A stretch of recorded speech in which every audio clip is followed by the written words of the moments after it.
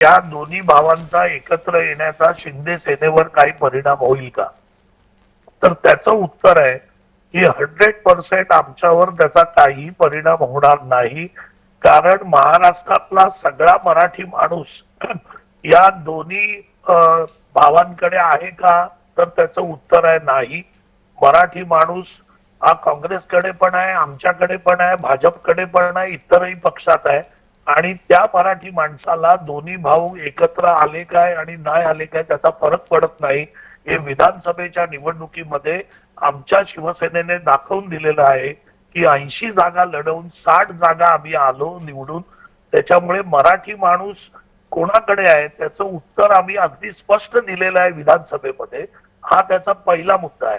दुसरा मुद्दा असा की जर आपण यांची भाषणं ऐकलीत तर मला वाटतं की या भाषणांमध्ये उद्धव ठाकरेंचं जे भाषण आहे ते भाषण हे पूर्णपणे डेस्परेट भाषण आहे.